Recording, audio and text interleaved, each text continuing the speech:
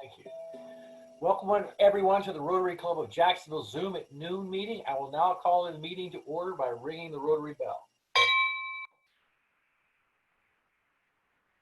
Thank you for joining us. During the program, everyone will be on mute, so feel free to submit questions by utilizing the chat function. I also want to remind you that today's presentation is being recorded. Past District Governor Percy Rosenblum will provide today's invocation. Percy? Thanks, Jerry.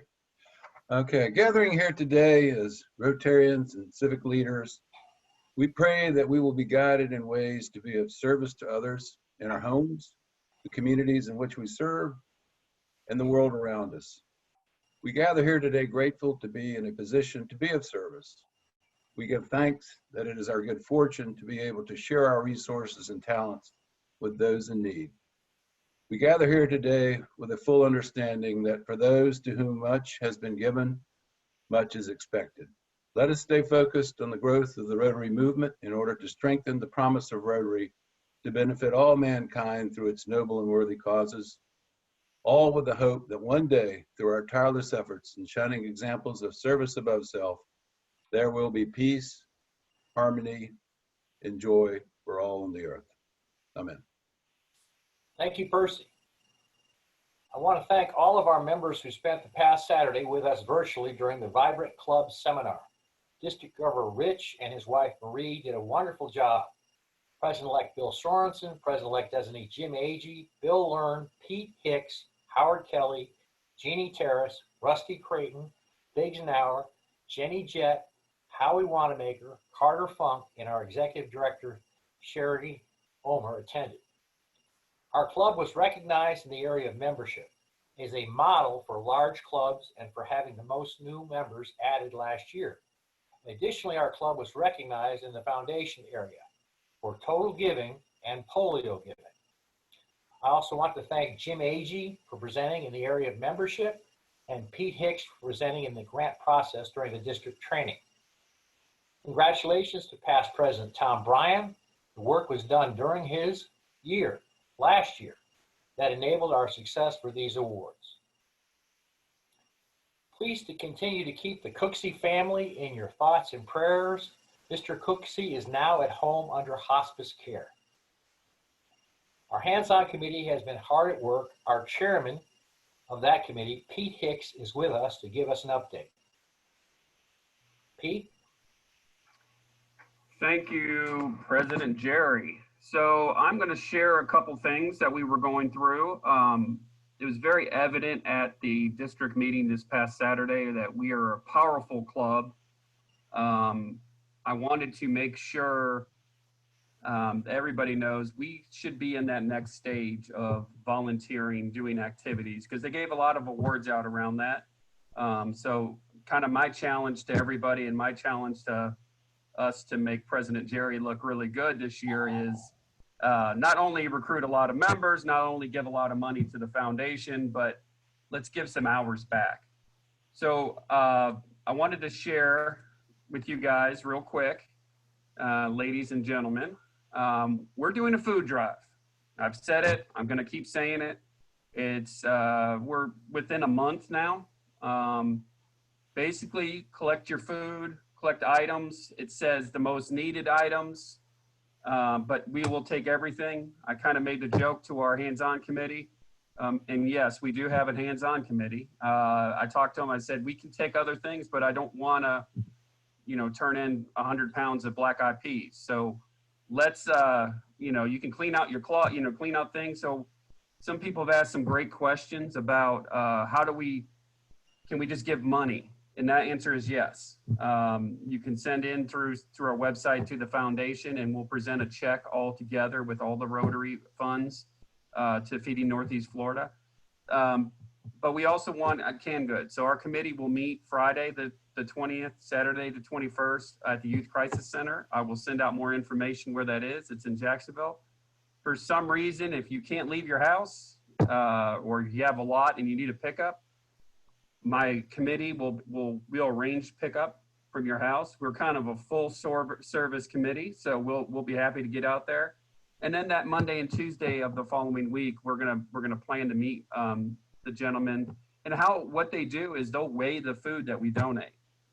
So I've kind of told President Jerry and Bill and President-elect Jim Agee that I want it to be a problem how much stuff we have to bring over. I want it to be like, oh God, we had to find a couple pickup trucks and we want to fill the items. We want to make a big statement as a Rotary Club of Jacksonville. So that's part of our plan. The next section of our plan is I'm going to put up the Salvation Army. We're doing a telethon, which is Thursday, December 3rd, from 2:30 to 4:30. Stuff will be sent out by Sherry or on the spokesman. It'll also be posted on our website. It'll be posted in DACBB. It'll be posted on our Facebook account and our Instagram. We're looking for 10 volunteers, and we're going up a little competition against Mennonite. So we want to make sure that we represent good. Also, that's going to be going out the 1st and the 3rd is bell ringing with the Salvation Army. We've done that for a multitude of years. So with these two opportunities for Salvation Army volunteering, we're going to have 9 to 6 on the 1st, 9 to 6 on the 3rd, and then 2:30 to 4:30 on December 3rd for the telethon. The telethon will be at the Jags. It'll be at TIAA Bank Field. The Salvation Army volunteering will be at Riverside Publix, and that's a bell ringing opportunity. We have 4 slots per hour for the bell ringing. That means some of you that don't want to do it by themselves, you can have a friend or find a friend or join a friend. All this will be done on Sign Up Genius. I know we're getting really technical with our club. First, we're doing Zoom meetings. Now we're going to do Sign Up Genius. If you can't figure out Sign Up Genius, email myself or Sherry, and we'll plug you in. But all this is to move us forward. So we really want to get our hands dirty this year, not just give out big dollars, which is wonderful, not just raise big dollars, which is wonderful, but we really want to make an effort. So that is President Jerry, that is my brief update. Thank you, Pete. Don't forget to mark your calendar for November 16th. We will begin in-person meetings at the Omni. A virtual format will still be available for those that are unable to attend. Attendance will be limited with social distancing protocols in place. Attendees must register and make their food selection by noon Thursday, November 12th. The theme of our meetings will go back to our old format starting November 16th. There'll be a 12 noon check-in with a plated meal being served. The program will begin at 12:30. The meeting will adjourn at 1:30 p.m. Registration is open. Go to the calendar in DACDB to register or use the links on our website. We will not meet the week of Thanksgiving. We will return to Zoom at noon only on Monday, November 30th, then live again on December 7th. Please visit our website and read your email for detailed instructions. Mayor Lenny Curry is the 44th mayor of the city of Jacksonville. He is a native Floridian. With a vision for one city, one Jacksonville, the mayor leads and governs with 5 key priorities, which includes public safety, economic and community development, youth enrichment, health and wellness, leadership and accountability. Mayor Curry has served as a CPA for PricewaterhouseCoopers. He is the co-founder of ICS Group, a financial company and an accounting consulting firm. He's an alumni of the University of Florida, a member of the South Jacks Rotary Club, and has served with many organizations within our community. He and his wife Molly have 3 children and they live in the San Marcos area. Our speaker today, fellow Rotarian and our mayor, Lenny Curry. Mr. Mayor? Well, good afternoon. Thank you for this opportunity to join you today to talk about our amazing city. It's good to be back among fellow Rotarians and so many individuals dedicated to this city and the future of our city. So far, 2020 has been quite an eventful year for Jacksonville, the nation, and the world as we all face the continuing threat of COVID-19. This invisible virus has disrupted lives, businesses, and so much more. This time last year, Every projection indicated that Jacksonville would continue to experience record levels of economic growth. But COVID-19 has since brought forward a different set of challenges and possibilities. As with every challenge, though, what always shines through is that Jacksonville is a strong city with people who can rise and overcome adversity. After weeks of monitoring the progress of the virus in other parts of the world, I declared a state of emergency for Duval County on March 13th after our first positive case of COVID-19 was diagnosed. With that declaration, we took immediate action to suspend public gatherings in city facilities and close the libraries, zoo, and public parks, all to ensure that our local healthcare system was not overwhelmed and that the fewest number of people in Duval County were placed at risk. Under the advice of medical professionals, on March 15th, we put in place capacity restrictions for public places and limited the sale of alcohol. With additional executive orders, we closed area beaches on March 20th, instituted a work from home order on March 23rd, and implemented hotel and lodging restrictions on March 30th. The order to close all non-essential businesses took effect on April 3rd. These decisions were not easy ones. We knew that many in our community would suffer economically and otherwise from closures and restrictions. But we also knew that this was a critical moment, a generational moment, and that we would be judged by future generations based on how we responded to this crisis. These actions, though painful and difficult, were advised by medical professionals to be critical to save lives, flatten the curve, and reduce the impact of the virus on our local healthcare system, to prevent the devastation we saw in other countries earlier in the year.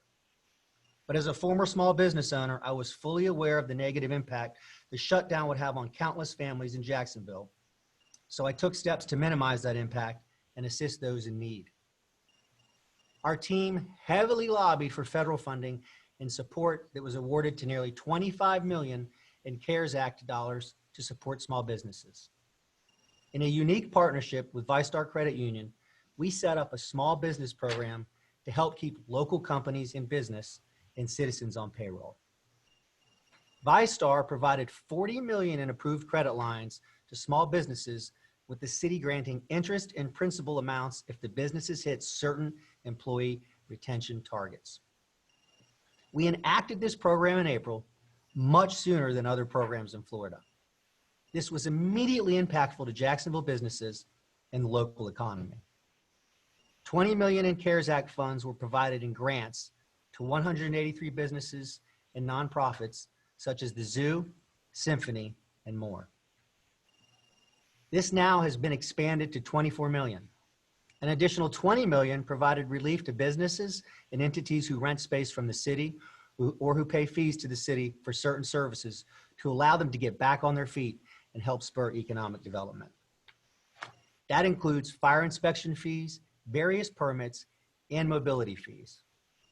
To help the city recuperate unexpected costs from the virus response and protect Jacksonville taxpayer resources, we are seeking an additional $70 to $80 million in financial damage to FEMA for reimbursement. Comprised of public safety and other essential employee personnel costs and several $1 million in personal protective equipment, PPE purchases, to keep employees and the public safe when transacting with the government. These costs are FEMA reimbursable, and we've allocated CARES Act funds to the non-reimbursable element of those costs. COVID-19 has left an indelible mark on our city, state, and nation, and it may take months or years for many to recover. But at the city, we're doing what we can to ensure that we get our economy up and running as quickly and safely as possible. The sooner we can get our people back to work, the sooner we recover from this virus. Since March, the city has approved 7 economic development projects. Project Graph, an IT company, is planning to add 115 new jobs and invest $2.1 million in private capital. Cantor Fitzgerald, Project Kodiak, an international financial services company, is creating 80 new jobs and spending $1.2 million in capital investments. Project Academy, a manufacturing company, is bringing 300 new jobs and $40 million in capital. Synergy Technologies, Project Skateboard, a company that designs software for healthcare, transportation, and financial institutions, is creating 300 new jobs for our community and spending $1.4 million in capital improvements. Project Cyclone, an international transportation and logistics company, is creating 475 new jobs and $10.1 million in capital investment. Flying W Plastics Inc., a manufacturer of plastic piping products, is creating 28 new jobs and investing $8 million in private capital. And UPS is looking to expand their Imus location to create 240 new jobs and spend $334 million in capital investment.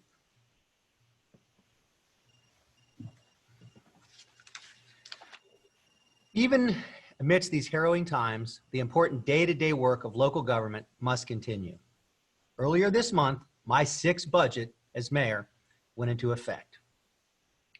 Each budget has been a clear demonstration of my commitment to the people of Jacksonville and the key priorities of my administration, and our continued promise to be a responsible steward of taxpayer dollars by reducing debt, maintaining strong reserves and contingencies to prepare for unseen challenges. This year's general fund budget is valued at $1.34 billion and maintains public safety as a top spending priority. It includes funding to support the men and women who wear the uniform and risk it all to protect us, including dollars for new fire stations, renovated facilities, new vehicles and equipment, and it also invests in prevention and intervention programs like Cure Violence and youth programs at the Kids Hope Alliance. It is also cognizant of the righteous demands from our community to address social justice and economic disparities in our city. I have consistently stated throughout my term in office that one of the most effective ways government can create positive change is to invest in our neighborhoods. That includes infrastructure promises made long ago when our city was consolidated and have yet to be fully realized.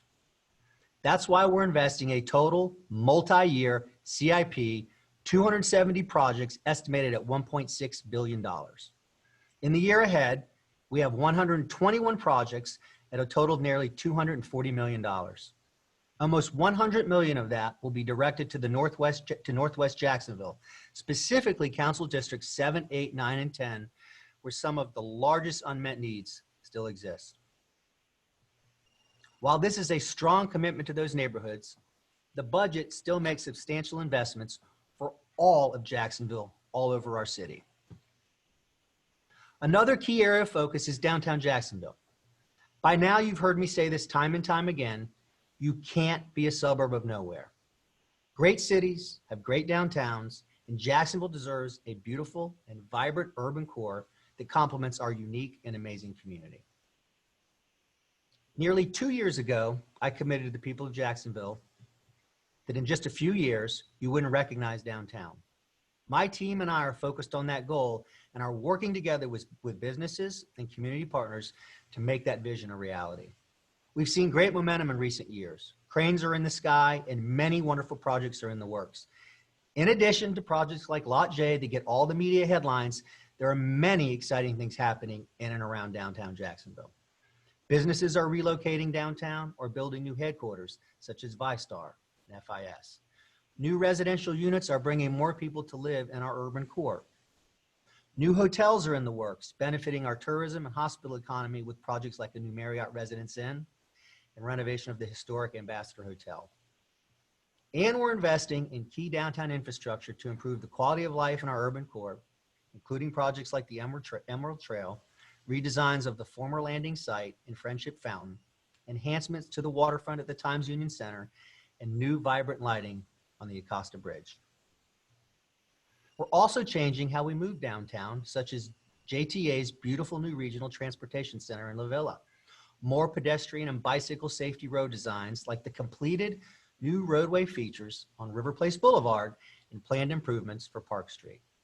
It includes the removal of the Hart Bridge ramps and the on-ramp at the Main Street Bridge and the planned conversion to two-way streets. To put it simply, a lot has happened, a lot is happening, and a lot will happen in downtown Jacksonville. When I said you won't recognize our urban core in a few years, I meant it. It will be the vibrant and bustling heart of our community. Great cities deserve great downtowns, so let's work together to keep our momentum going and create the vibrant and amazing center of our community that the people of Jacksonville have earned. Despite the many challenges this year has brought us, I maintain abundant optimism and faith in the people of this city. Working together this year and in the future, we're confident that Jacksonville will make tremendous progress toward building a stronger and more vibrant community. Our future is bright, and if we keep doing the work, the best is yet to come. Again, I'm grateful for this opportunity to communicate our goals and priorities for our city, and I'm looking forward to your questions and looking forward to being back in person at some point. Thank you. Thank you, Mr. Mayor.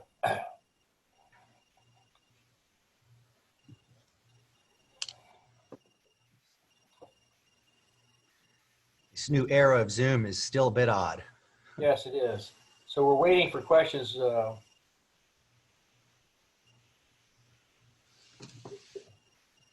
And it's supposed to come in through the chat. Obviously, you've done a wonderful job so far, Mayor. A great person, a great representative of the city, and for all the things you've done, you know, bringing the Republican convention here and all the other things that you've done. It's been amazing. Thank you. Thanks for having me today. So this is from Bill Sorensen, Mr. Mayor. With 3 major interstates, the port and rail, Jacksonville is a well-kept secret for manufacturing. How do you think we can get more manufacturing companies here? Well, I know that it's been a focus. So my Office of Economic Development works hand in hand with the Chamber and their recruitment of bringing companies and expanding companies here. We have had some success in the last few years on manufacturing expansion in our city. In fact, I think it was a couple years ago, we brought a expansion from China to, I believe it was its first headquarters based in the United States. We're going to continue to focus on that, recognizing that we are uniquely positioned with the rail, the 2 interstates that go north, south, east, west, which is one of the many reasons that the city is committed to and investing in the deepening of the port that's finally happening now. We finally got federal dollars there. Everybody's working together, and agree with the question, and they're going to keep recruiting manufacturing companies. Tell you what, if you're interested too, we can have my team get for your members a list of manufacturing successes we've had in recent years. I think they'd appreciate that, Mr. Mayor. We have a question. Do you have an opinion on the half-penny sales tax for schools and its impact on the city? I absolutely do. I support it. I've got 3 kids in schools right now. I've got a 10th grader, an 8th grader, and a 6th grader. 2 of my children are in public schools. And look, these buildings have long been neglected. There are multiple infrastructure issues, and one can certainly debate how we got here. Point is, we're here. Kids are going to these schools every day. Teachers are going to these schools every day to teach our young people. And I'm supportive of the half penny. I'm campaigning for it. I believe it'll pass, and I think it's the right thing to do. Another question, Mr. Mayor. Please comment on the media's criticism of the study for the economic viability of the Lot J development. Yeah, there's a couple of things about that deal. So usually, I think some of the media have mixed this with private incentive deals we do. For example, when we're bringing a company here and the incentives are tied to jobs and economic development, they've confused that with what this deal is. This deal is it's a city-owned facility. Just like we own the stadium, we lease it to the team. When we built the amphitheater, we owned that amphitheater, we lease it to them. They put up half the dollars in our asset. That's what this project is. When I've talked about the economic benefits and the jobs, because the developer gave me that information, and I think it's useful to the public to know that it will create jobs and the economic viability of it. But that piece is on the developer. What we have is a deal that we've put together with that facility that we'll own. By the way, we'll be putting this on a piece of property now that's just a parking lot that we will lease to them, that will bring people living downtown, entertainment, and all kind of energy. And it's $1 for dollar. We invest $1, they invest $1. And as part of the deal, we've got protections. So if something happens with the economy, particularly with all this uncertainty around COVID, and they stop the project, we'll be able to claw back the money that we've invested from them as part of this deal. Look, and it goes before city council, and the council auditors are gonna vet it, and the council is gonna ask tough questions, which is how this process is supposed to work. We've been negotiating this deal since I've been in office. This has been a long negotiation with an end goal. And we basically got to the point in the negotiation where it was, do we as a city want to do this or not? I believe we should. Therefore, I've put together a deal that I believe protects taxpayers and will bring a big visionary project to our downtown. And now the council will vet it. So, Mr. Mayor, Arnold Rogers would like to know if you could take the time to explain the Lot J incentives to Mr. Khan's development company. If you could explain those to him. I'm sorry? He says, can you explain the Lot J incentives to Shad Khan's development company? Yeah, let me get, so I can see here. Right. I have that problem. So direct public investment is 152.7 million, which includes no more than 50 million for the city-owned live district, $12.5 million over 20 years in a REV grant. Basically, you're taking property taxes and reinvesting it in the project. Property taxes, the city doesn't get at this point because it doesn't generate property taxes down there. So 12.5 million in a REV grant to support the residential developments, and 12.5 million in those types of grants over 20 years to support the hotel. And then 77 million in city-owned infrastructure. That's in the ground infrastructure around there. There'll also be a $65.5 million secured loan. As part of this agreement, the city will own the live district, the infrastructure, and all the parking within the project. The city's investments during construction will be financed via a revenue bond. Residential and hotel investments will be paid over 20 years from taxes generated from those properties. Again, newly generated taxes. The partnership developer will be responsible for any cost overruns. And that is it in summary. Mr. Mayor, you talked about this before, but I think you could address it again. Do you expect any next rounds of the CARES Act funding for small business? And how do you think the program is going? I don't know that we'll get more CARES Act funding. I mean, I hope we do. It's been incredibly necessary. It's helped a lot of people in this community, in this city, and they deployed the funds rapidly, and we got the money on the street as rapidly as well. If DC can get their act together, maybe we get another round. I'd certainly be an advocate for it. So, Mr. Mayor, this is from Jim Firth. Thank you for taking the time to talk to us. From your perspective, what are the most effective levers and incentives we have at our disposal to attract additional business to Jacksonville? Anytime I talked about the REV grants, anytime we can take a piece of property that is not generating tax at this point because it's not being used, build something on it, a private entity, build something on it that then generates property taxes, and then reinvest those property taxes back into that project for a period of time. I mean, I think that's a win-win for taxpayers. And then when companies are coming and we put together these deals, we always tie job creation to the incentives. And if they don't meet those job creations, we claw back the incentives, or the incentives aren't granted. Many times these incentives are granted based on performance. And this is from Tracy Jenks. Thank you, Mr. Mayor. I think our secret is out because more and more people are moving here. What sort of infrastructure plans do you have so we don't end up with traffic like Atlanta? Well, a lot of that is working with our state government. And I have to say the Florida Department of Transportation under former Governor Rick Scott, current Governor Ron DeSantis, we work with them, but they have stayed ahead of this stuff. There's been significant investments in our roads, the way we move people around in and around this area. And then just in our local community, the year before I got into office, The CIP budget, that is the infrastructure budget, which includes road resurfacing, road maintenance, sidewalks, parks, et cetera. The year before I got in, it was just around $20 million. This year, I think we're 200 and something million. So my budgets have consistently invested in infrastructure, which includes infrastructure that moves people, and will continue to do that.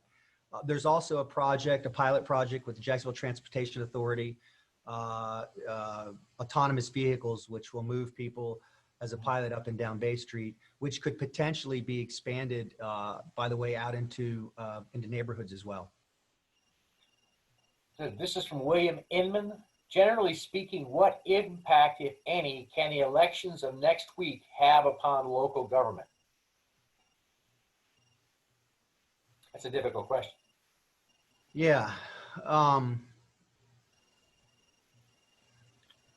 Look, let me say this. Look, I'm a Republican. I've made that known. I campaigned for Republican candidates on the national and state level.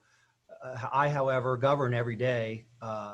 There are no political affiliations in my mind when governing and setting public policy for our city. We in the city of Jacksonville are all in this together.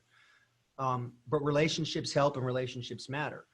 I have a relationship with the White House, have access to the agencies, and have been able to make the case for port funding, for road infrastructure projects, have access to that now.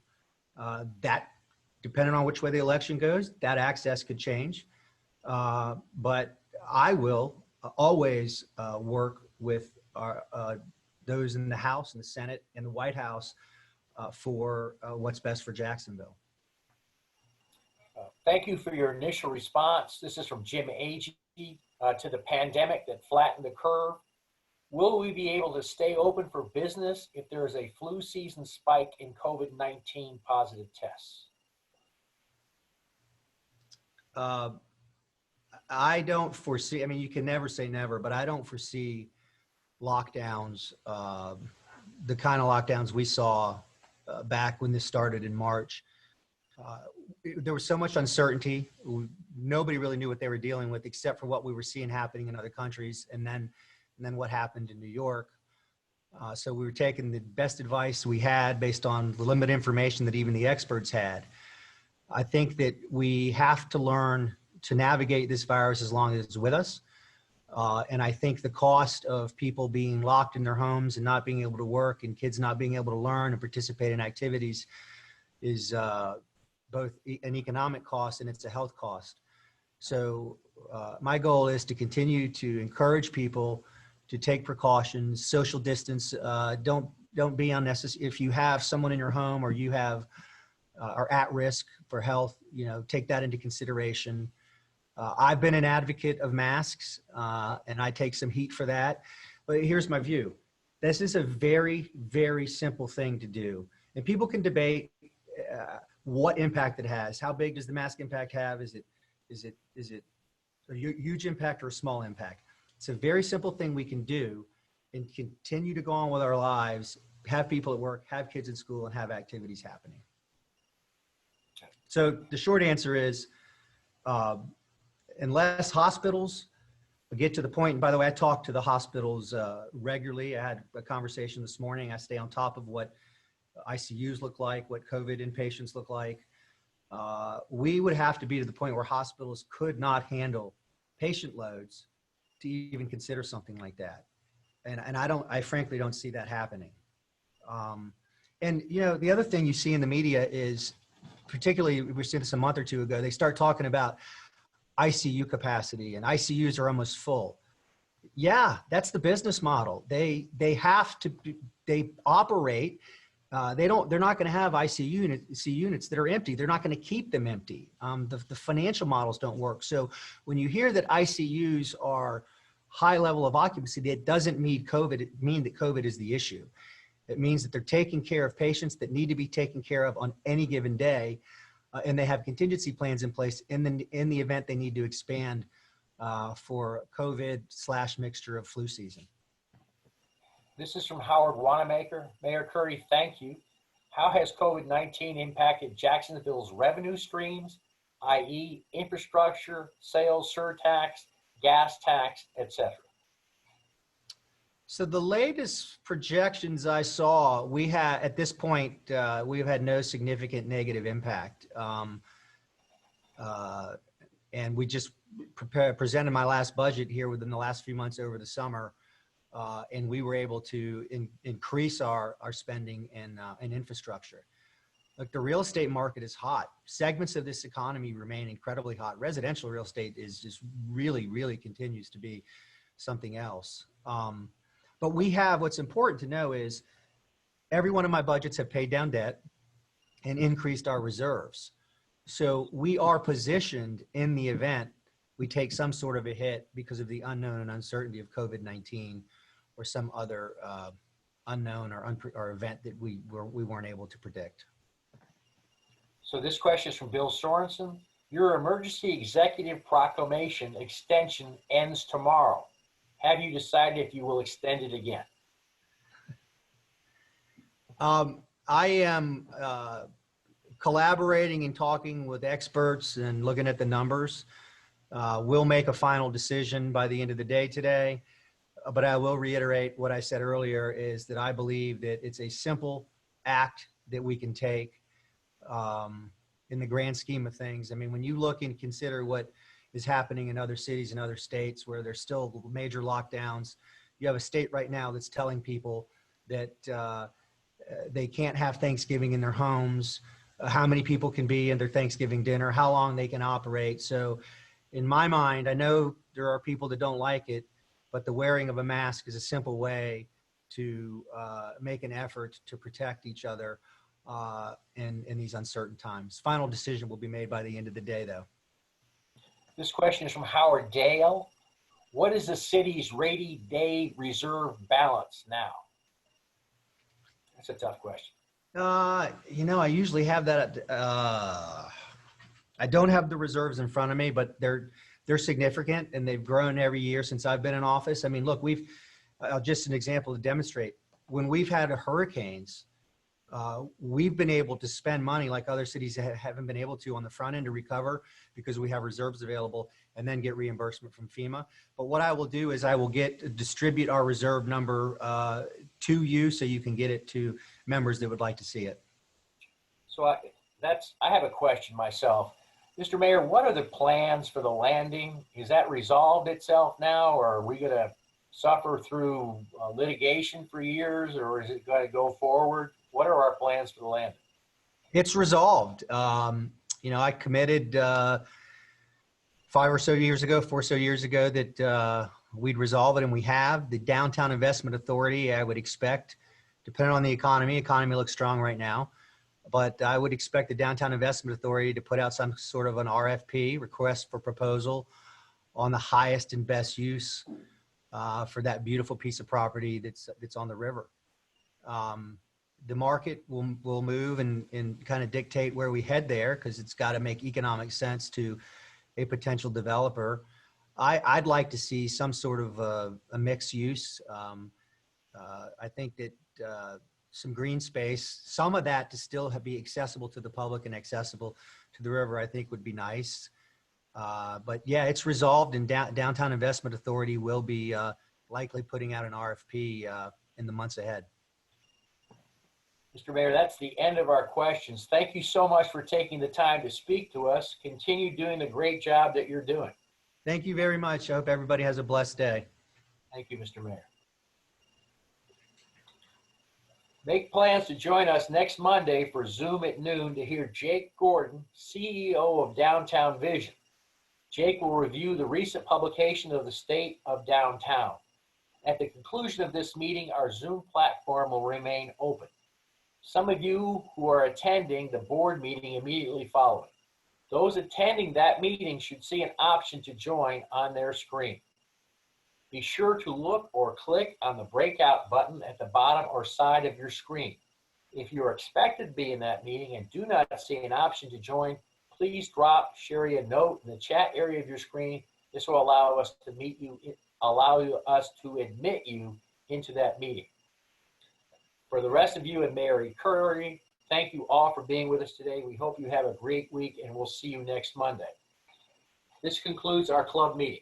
Thank you for joining us.